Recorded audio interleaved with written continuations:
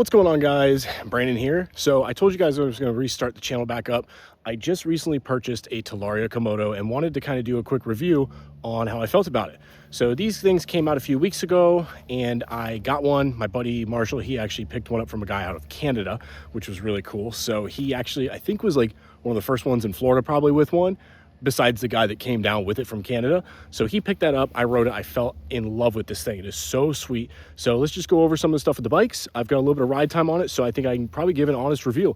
I'm not paid by Talaria or anything. This is not a paid promotion or paid review by them. So this is completely honest in how I feel about it. So let's go ahead and jump into that.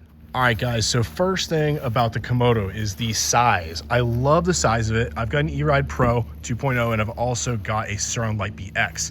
This frame is definitely larger, which is nice. It feels like you're riding like a 250F as far as size goes. It's not as big as a 450, I don't think. I mean, it could be almost there, but it feels like a 250 4-stroke, which is nice. So definitely a nice size to have. The wheels are great. The tires that come on it, not too bad. I've put 52 miles, I believe, on these. Yep, 52 miles. So I've done some track riding, I've done a little bit of off-roading, and then done a little bit of street riding as well. So these stock tires, these Maxxis, are actually holding up pretty decent. They're not too bad. I'm not gonna say that they're the greatest tire, but they are working, perfectly fine for coming straight from the factory. Few upgrades that we did right when it got here was I decided to go ahead and get some pegs. These are made by Talaria themselves. We had picked up a cheap set of Chinese pegs for Marshall's bike. They did not fit, so I decided just to go with essentially OEM from Talaria. These go right on. You take this little guy off and then you pop the pin out, stick it back in, good to go. But these pegs are very nice, very grippy. I like how much they grip when I got my boots on. Even on regular shoes, they feel fantastic. So that was something we changed directly right out of the box when it got here, as well as we stuck the graphics on that night. So within the first hour, I had the graphics on. These ones are made by Rev797. The guy's out of China. He did a great job. I kind of gave him the ideas of what I wanted. I think he did a pretty cool job on it. So it's a little hard to see. I don't know if you can actually make it out, but Monopoly guy right there running with some money bags floating away from him. I have a quote that's actually on my wrist, "Leave no stone left unturned," down there. So just kind of copied one of my tattoos. And then obviously my name and number on the front and a few, we'll call them sponsor logos. I just thought it looked cool with those. So we added those in. Did some bars. I'm actually switching over to Warp 9s. I've got the Warp 9 plus 3s on my E-Ride Pro. These are some cheap bars that I had picked up just because they were orange. I wanted to match. I think it's called like Fun or something like that. Fun Kingpin. They're cheap. There's nothing wrong with them, but I do want more of a bend. So we are going to go with some larger bars. I had a Pro Taper piece laying around, so I just went ahead and threw that on there just for safety purposes. Some ODI grips. Bike was on, not a big deal, whatever. So did the ODI grips right out of the box, and that is pretty much it as far as upgrades go on this as of right now. Now, for a stock bike, this thing feels fantastic.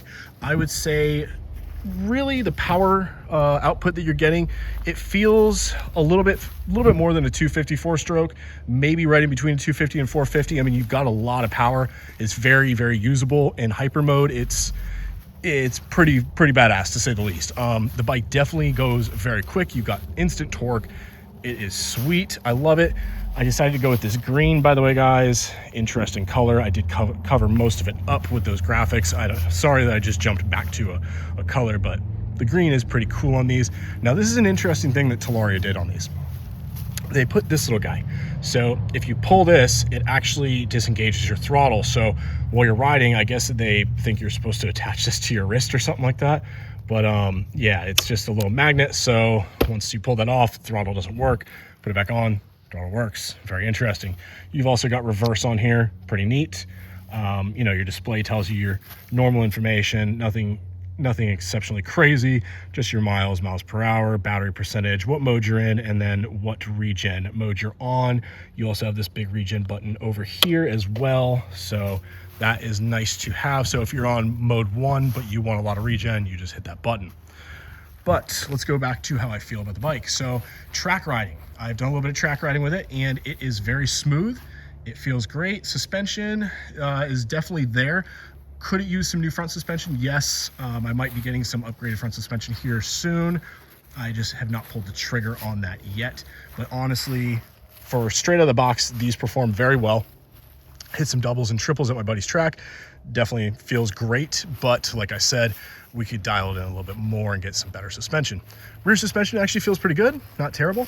The sprocket size is nice. The chain is nice that came on this.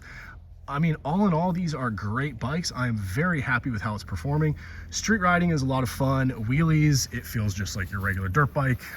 You know, it feels like a two-stroke because you have no engine brake unless you pop your regen up. So it's kind of fun just, you know, going on the street, swerving around and being an idiot. But I mean, honestly, if you're buying it for a street bike, that's cool. I've not put supermotos on it yet. I'm looking for a spare set of wheels to do so with. So that will be my plan with that, is get some supermoto wheels, switch that over, and then it'll be good. So guys, if you're looking for one of these, they're $6,400. I ordered mine from atvwholesale.net or .com. You can get them from Suronster's website. They also sell them there. I didn't want the Midnight Black edition, so I got the green. So if you guys want to order them, go ahead and head over there. $6,400. That was shipped to the door in Florida. So that is the review of the Komodo. So guys, go ahead and like and subscribe to the channel. I know we've got a lot of people that are still subscribed to it, so let's get this channel back up and running. And we're gonna have a lot more content with some silly stuff, including the trucks and other toys as well. So guys, I'll see you on the next one.